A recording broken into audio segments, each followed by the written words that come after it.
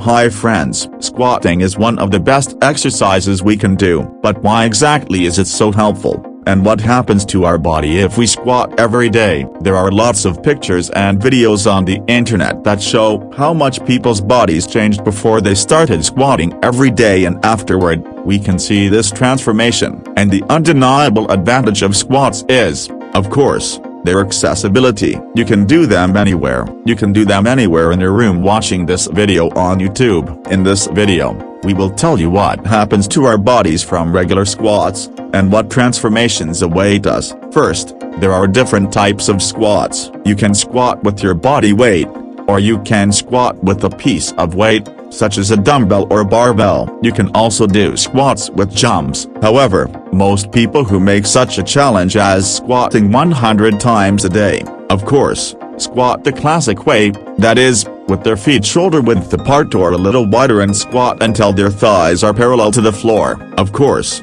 squatting 100 times at once without rest would be very difficult for most people. Therefore, those who choose to squat 100 times every day should take breaks. For example, squatting 10, 20 to 30 times in one sitting. What muscles work during a squat? The first muscles that come to mind are probably the thighs and buttocks. In fact, if you start to list them, there are a huge number of muscles. These are the large, small, and middle gluteal muscles. It's the quadriceps thigh muscle, it's the biceps, the semtendinosus, and the semtendinosus reed muscle. That was all the name of several muscles, not just one muscle. The adductor muscles of the reed, the hip flexors, the calf muscles, the straight abdominal muscles, our famous ABS, the oblique abdominal muscles, as they are also called, the lateral ABS, the transverse abdominal muscles, and the muscles that straighten the spine, that is in the lumbar region. In fact, half of the body is involved. There are different kinds of squats. 1. You can squat with your own weight. 2. You can squat with weights, either dumbbells in your hands or a barbell on your shoulders. 3. You can also do squats with jumps. 4. However, most people who make such a challenge as squatting 100 times a day, of course, squat the classic way, that is, feet shoulder width apart or slightly wider, and squat until our thighs are parallel to the floor. Of course, squatting 100 times at once, without rest, will be very difficult for most people. Therefore, those who decide to squat 100 times every day should take breaks. For example, October 20th 1930 times per approach. What muscles work during the squat? The first muscles that come to mind are probably the thighs and buttocks. In fact, if you start listing them, a huge number of muscles is the large, small, and middle gluteal muscles. It's the quadriceps thigh muscle. It's the two-headed semtendinosus muscle, the semtendinosus muscle of the thigh, adductor muscles of the thigh, the flexor muscle of the thigh, calf muscles, the rectus abdominis muscle, that is, our famous ABS, the oblique abdominal muscles, as are also called the lateral ABS, the transverse abdominal muscle, the spinal muscle.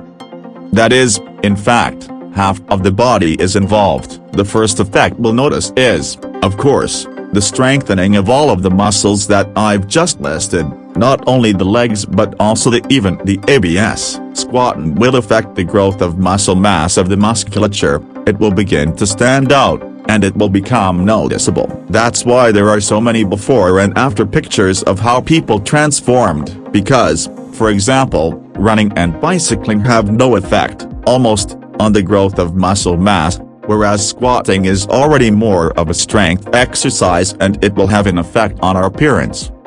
So people who haven't exercised before and set themselves up with the challenge of doing squats every day will already have significant effects on their appearance in a month. If they take a before and after picture, the difference will be noticeable. The second effect is weight loss in general. A general weight loss, a general decrease in body fat mass, because somehow daily squatting is a significant physical activity. The body's caloric intake increases.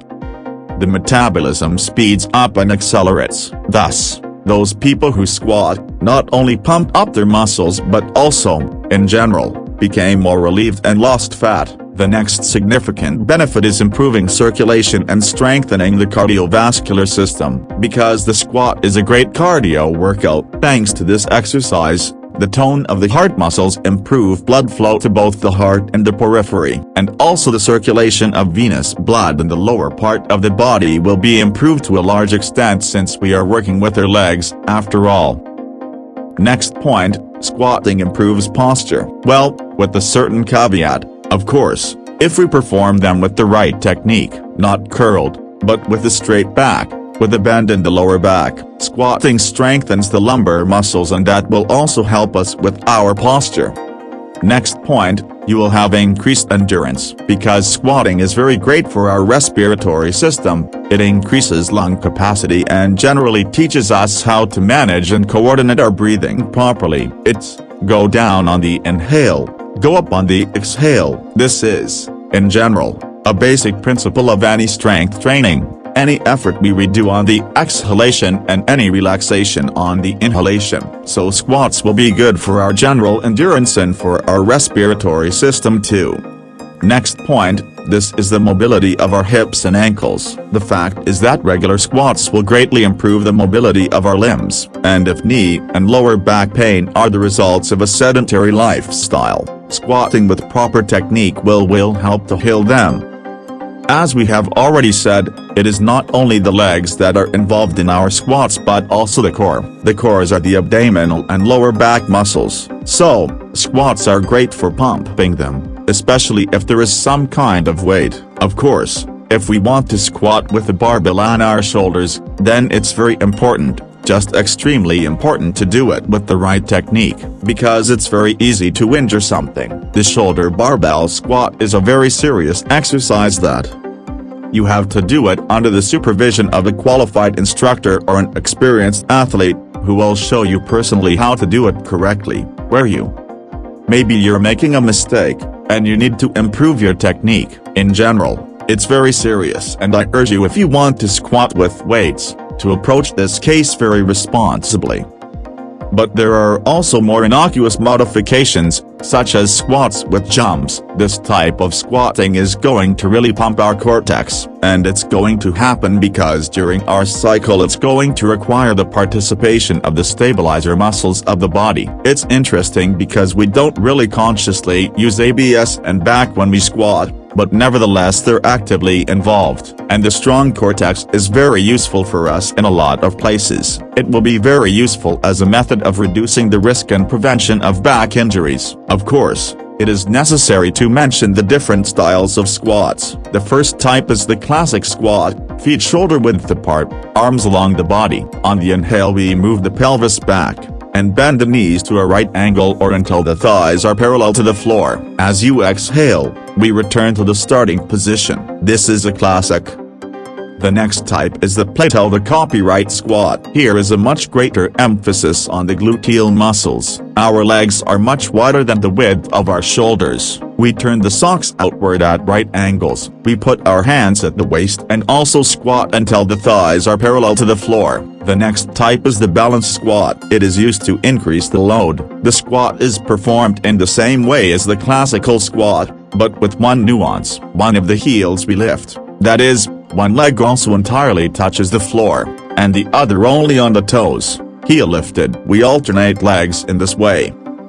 The next type, which I have already talked about, is the squat with a jump or with a jump. This is done to increase the intensity as well as to develop explosive strength. Often these exercises are used by sprinters or, for example, by people who play soccer professionally, where I need to accelerate quickly and run fast. We start in the same way as with the classical squat, feet shoulder width apart, but we squat sharply so that we jump up, and as soon as our feet touch the floor, we immediately start squatting again.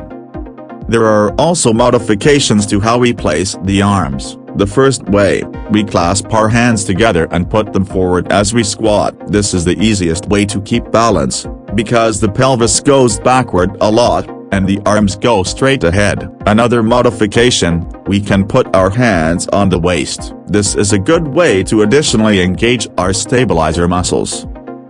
The next way is to put our hands behind our heads and our elbows out to the sides. This way works very well with the muscles that control our posture. So if you want to improve your posture, then this type of squat may be your choice. Of course, you need to be especially careful that our elbows are apart all the time. And another way, we especially work the extensor muscles of the back.